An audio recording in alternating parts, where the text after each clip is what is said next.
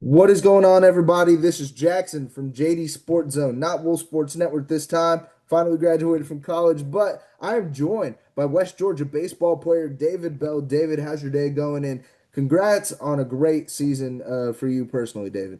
Yeah, no, the day's going well. I appreciate it, and now it's just looking forward to the next season. Yeah, no, I'm super excited to have you on. Now, I know we had a previous conversation at the University of West Georgia. This one's going to be a little bit more laid back. The fun question. So I want to start off with this. A lot of people from West Georgia is going to be watching, and I know I asked you this question originally. Transferred from junior college, again, started at Georgia State. What made you want to choose West Georgia? And now that you're sticking around for the second season, what are you looking forward to heading into 2027 in the offseason? Yeah, so I started at Georgia State, close to home because I'm from Augusta. I ended up after my 2 years there going to Texas, played JUCO ball over there.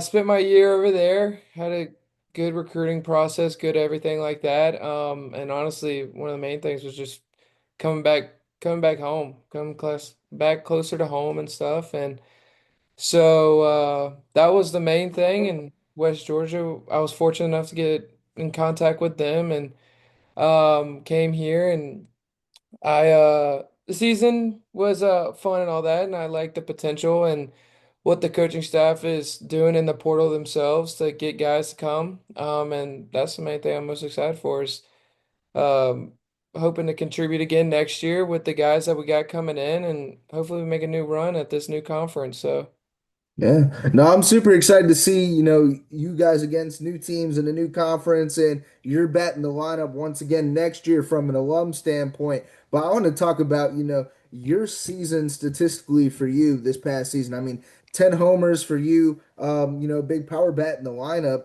Were you always known as a power bat guy? How would you describe as, your playing style relating to your performance out on the field? yeah, I've always been kind of a guy that's always had a higher slug, a higher OPS due to like extra base hits and everything. But yeah, so I've always been I kind of grown and like I guess matured earlier than a lot of people, so I've always been kind of like a bigger dude. Now I'm from some of the guys on the team, I was kind of one of the smaller guys. But I think I've just when I was younger, just ran with the whole like, hey, like your job is to one swing of the bat, score multiple runs at a time, look to do damage, and I've pretty much just been like that for most of my college career. So yeah. Now, I know you did a lot of damage when it came to your appearances at the plate at Coalfield and also at away stadiums. And again, your walk-up song is my favorite walk-up song out of the whole lineup this past year with Justin Timberlake. So, Yeah. how did I want to ask you this? How did you choose that? Was it from a superstitial standpoint, or what made you choose the Justin Timberlake song? Yeah, so I had it a couple years ago. I first got it in summer ball up in Harrisonburg in the Valley League. I had it, I mean, summer ball games like that's the people that live around there, that's their World Series. So they pack it out all the time. And almost after every game they were like, we knew you were coming up to bat from your song because we just love the song. And then last year, my JUCO, I had it for a little bit, or I ended. So I wanted to try something else to see if it was a superstitious thing. So I went with Pocket Full of Sunshine by Natasha Bedingfield. And so it just wasn't hitting like it. I wasn't feeling it. So I ended up switching back to it. And then I was like, coming into the season, I was like, I gotta keep it. And so I did. And then somebody said something about The Way I Are, that song by I think it's Timbaland.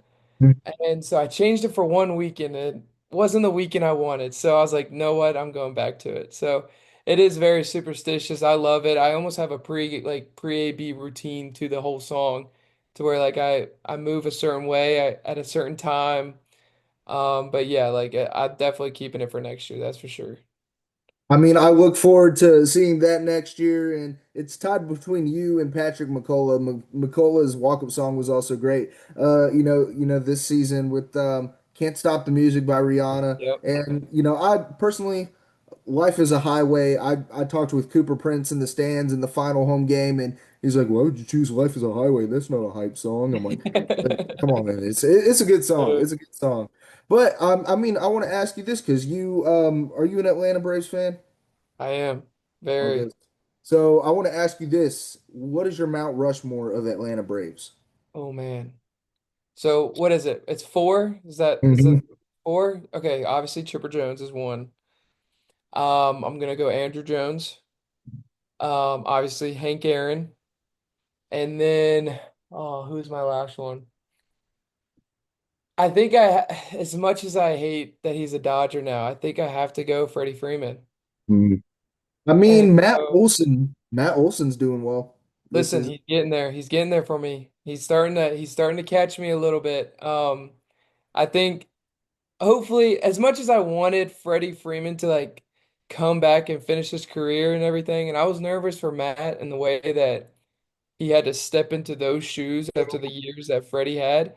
I think he's done a great job. I mean, what is he like? He's set the, or he's really close to the record of consecutive games or something like that. I mean, dude's a workhorse and he shows it every day. So I think that's, but yeah, I think Freddie's still there for me just because I grown up watching him as a Brave, and so yeah.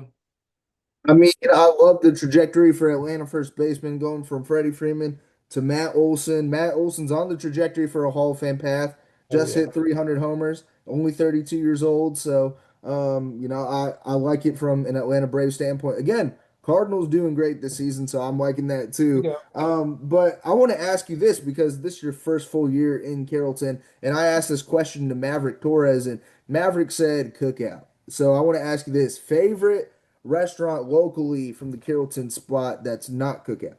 Oh, I think I might just because I went there day one and I've gone there a lot with my family and stuff. I mean, it's between City Tavern and Jefferson's. I think those are my top two. I can't really pick one, but those are the two for me. I spent 4 years at the University of West Georgia, only went to City Tavern once. I don't know why, but they got a pretty good Philly cheesesteak. I mean, Philly cheesesteaks at Jefferson's They, too. So their burgers and their quesadillas are something else. 100%. Now, I do want to ask you this from a fun standpoint because you see that in the MLB they have the use of torpedo bats. If you could create a custom bat out of anything that doesn't even have to relate to baseball to help you boost even more power at the West Georgia plate, what would you use and why?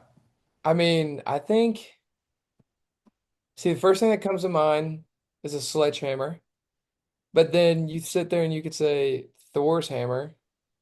So I think because both of them produce a lot of power. So yeah, I think I might go with the sledgehammer. Mhm. Just take a 5 pound sledgehammer up there, and when that sucker makes contact, that ball's gonna go far away. So I think that's it. I mean, I believe in Collie shots, Coliseum shots. So many baseball players I've interviewed over the past few years have told me that they've wanted to hit a Coliseum shot. I haven't seen it yet, so maybe we'll see it from David Bell next season. But I Let's want to hope. talk about, season moments during the 2025 baseball season, personally for you, whether it be bus trips, whether it be times in the hotel with teammates. What was the best moment throughout this past season, personally for you? Oh, what was the best moment? I think it was. Geez, what was it? I think so. Some of our tar pools can get crazy. The tar pools can get crazy. I think that's one of them, and then we have other ones where we just like most recently we'd all just go sit by the pool, soak up those UV rays and stuff, and I think it's just overall, and then we play a little bit of fun poker here and there. So just getting the guys in the round and just the fellowship. We always talk about it's not gambling, it's not poker, it's fellowship. That's what we usually go with. But that and then obviously the road trips and Moff and everything, like you can't. I think we played our last road trip the other night coming back from Jacksonville. We literally played for 5 hours. And when those games get super intense, like and they get rolling, like the bus ride goes like that. So no, I think at the end of the day, there is no specific moment for me. I think just all of it's been so fun. Now, I'm so glad you bring up the word fellowship and the teammates around you. And summer vacation is now underway for May, June, July before you get to be back in Carrollton in the fall. So I want to ask you this from the 2025 season, if you could choose four teammates to bring with you on a summer beach vacation, where would you go and who are the four teammates you're bringing? Oh, I think we might have to go to some like all inclusive in Mexico or something like that. Like Cabo. Is Cabo in Mexico? I'm not sure. But Yes. that yeah, so somewhere like that. Mason Cooper, Mhm. Carson Minette, let's see who else. I'm gonna have to go with Gabe Worth, Mhm. and to round it out, let's go Blake Bradford. Those are the guys. I So mean, I would love to see it. Hey, well, I mean, those are plans that you need to make in the group chat for Cabo San 100%, Lucas. So, 100%. yeah, we'll see. I want to see that happen. Now, I want to talk about Major League Baseball because we talked a little bit about the Atlanta Braves being the best team in baseball, yada yada yada, obviously. But you see the ABS system now being a big thing in 2026 from a batter standpoint, who may have experience with it in the future. I want to ask you, what are your thoughts on the ABS system? I like it. I like it a lot. I mean, I think it's starting to get to a point where a lot of egos are being settled, and the fact that like if they do punchy or something, they don't have to sit there and walk back to the dugout and argue. They can actually review it, and then they're wrong. And then it's also as a catcher, it's kind of, but as a hitter, I like it. But as a catcher, I don't know because like the catchers almost lose their craft now. The craft that they work so hard for. You can look at Patrick Bailey. His stock went down so much when the ABS. Um, because I mean he was the best defensive catcher from stealing strikes to stealing outs and everything like that. And you see his stock went down to where he got traded. So there's a lot of ways that I could see it and look at it. I have a love-hate relationship with it. I'm kind of excited to see what it looks like in the college world in the SEC tournament. I saw that. But I think as me, if I had the ABS, I think I'd be too scared to challenge it because like it could be a crucial moment or something. And I'm just like, I don't want it to fall on me that I lost our two challenges or one of the two challenges because my ego was too high or like I just didn't want to strike out or something like that. So I don't know. I think the guys in the big league deserve to have it because I mean they're in the big leagues. They know the strike zone. They know the strike zone more than anybody. So if they believe it's a ball, they can challenge it. So Personally, I have a love-hate relationship with it as well, just because of the crucial moments, but yeah, also I love the human element just because of the fans getting mad at Angel yeah, Hernandez, CB Buckner. yeah. I just love that side of things, relating to that. And I'm so glad you brought up the catcher position because you mentioned earlier you played catcher, you played left field, you played all these different positions this past season. From a mentality and physicality standpoint of things, what is it like adjusting to each new position ahead of game day? Yeah, so I like in my college career, Um, I haven't played any of outfield or first base like in game my college career. I actually was a two-way for my first 3 years. I pitched at Georgia State a little bit. I pitched at Wharton a little bit. This is my first year not pitching. I've always just been strictly a catcher, but growing up, I didn't start catching till high school. Like I've always been like a corner infield guy. They were just like, "Hey, you're a big stocky dude with a pretty good arm. Let's throw you back there, see what happens." I ended up falling in love with it selfishly because I'm a part of the game every single pitch. And then as I got older, I'm like, I love it, but the wear and tear sucks. But on the mentality side, I think it was fun for me this year because I didn't know what position I was playing showing up to the field. I didn't know what position I was playing until after I got done hitting BP. I was always group one with the catchers, and it was always like a kind of like how could you describe it? Like kind of a little bit of adrenaline rush because I was like, am I playing left? Am I playing right? Am I playing first? Am I catching? Am I DHing? Do I have the day off? I don't know. So I think it was honestly that side of the mentality, and then it was just like honestly, I don't care where I play. I'm just thankful to be able to play, and I'm just here to help the team win, whichever way I can. And like Oh I yeah. said on the podcast, it was Dom just saying, because I was texting him, I'm like, dude, like they want me to play all these different positions and stuff. Like I'm up for it, but I could be a little nervous come game time. I don't know yet. And he was like, dude, just take it as like a compliment and like a gift because like they want to keep you in the lineup. They're gonna find a way. And so that's how it went. I'm glad you had fun with it because every MLB player I've interviewed that is either a utility guy or plays second and left, or second and outfield, they're like, well, I have to be mentally prepared. I'm glad you have a fun side to it, heading into game days. Yeah. So, yeah. I've always been that type of dude that if I put too much pressure, if I think too much, then that's when, because baseball's, you're gonna fail 7 out of 10 times and you could still be a Hall of Famer.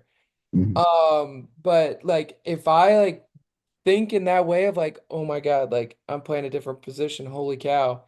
That's when it starts to creep in my mind, and that's when the mistakes could start to pile up and everything. But if I'm just out there playing free will, just glad to be out there, then like my natural gift of athleticism is gonna kick in. And like, I mean, every day in BP and stuff, I had my catcher's mitt on and I'm always chasing down fly balls as a joke and making like having competitions with our other outfielders. And then I'm over there at first base catching up for the infielders when the first basemen are hitting. So I was always assisting in a way with our guys or just having a fun. And then we actually Wilson Donnelly, he made a marker, like a comment about like, yo, DB played infield in high school and was like all this stuff. So they were like, well, let's throw him up there, let's see what happens. And ended up just playing. And so I just ran with it and I just had a lot of fun with it. And next year, they want me to be predominantly outfielder, first base, help out with catching and stuff, but they want me to just show up and swing the bat every day. And I mean, I told my mom this the other day, I've always dreamt of just being an outfielder, just to show up and bang. Like, are you kidding me? So yeah, I'm looking forward to it and I have fun with it every time. And again, I'm so glad you have fun with it. I look forward to seeing, David Bell more in the outfield side of things, because we do have a lot of senior departures when it comes to the outfield side of things. Like, Devitt's graduating, Blake Bradford graduating. So yeah, I mean, I look forward to seeing how West Georgia baseball shapes up next season. Now, I know you said you were predominantly a catcher, heading into like the whole college phase of things. I want to ask you this. Do you have an MLB catcher you kind of idolize your game after, heading into game days, whether it be preparation and stuff like that? Yeah, so unfortunately, he's a division rival, but JT Realmuto for sure. I just love the way he plays. I mean, the dude's got a bazooka of an arm. He controls the game well, he controls his staff well, and I've some of my pregame routine when I'm behind the dish is from watching videos of him doing pregame work, and obviously, if a big leaguer's doing it, it obviously works. So I like to I like every time I go to games, like MLB games, I'm always just watching the catchers mainly and like watching their pregame routines, watching all this stuff. So like if it works for them, then I don't know if it's going to work for me, but I know it works for them, so I might as well give it a try, and it ends up working out very well for me. So I'm very surprised you said JT Real Muto because whenever I ask somebody that, they always go with their home team. I'm surprised you didn't say like a Brian McCann or AJ Pierzynski or Tyler. Well, I yeah. mean, nobody would say Tyler Flowers, but Tyler Flowers, throwing that out there. Hey, but now it's I'm loving Drake Baldwin. I mean, Mhm. he's only in year two, but he's shown he could be Hall of Fame caliber for sure. Yeah, I mean, I love Drake Baldwin as well, even from a Cardinal standpoint side of things. Now, David Bell, I have one final question for you because you see a lot of freshmen coming into West Georgia, committing there for baseball. We have a lot of transfers coming into West Georgia baseball. You being a senior guy heading into your final year eligibility, what is the biggest piece of advice you would give to the younger guys heading into their first season in D1 ball, and how do you plan to mentor them as well? Yeah, no, being a guy as a fresh that's been a freshman myself, it was always like a holy cow, this is the big stage now, especially when you go play at like a UGA or like an Auburn or like a Tech or something like that. It's a matter of like, hey, dude, like your talent, your gift has gotten you to the Division 1 level that you're at now. So like just play, just have fun, just play, and everything's gonna fall into place when it needs to. And just like soak it all in while you can, because I mean, you can't play baseball for the rest of your life. Like it's most of the people, college is the end of the line for them. And so like it's literally just soak it in, have fun, enjoy the moment, and like don't take it all for granted. I mean, enjoy it while you can. A lot of freshmen seem to sweep that under the rug and Yep. lose that place. And I'm glad that you still have that mentality heading into your final year. And David Bell, congrats on a great season again. And I look forward to seeing what you do for West Georgia in 2027. And thank you again for taking time out of your day to be on the pod, man. Yeah, man, I appreciate it. I'm always here.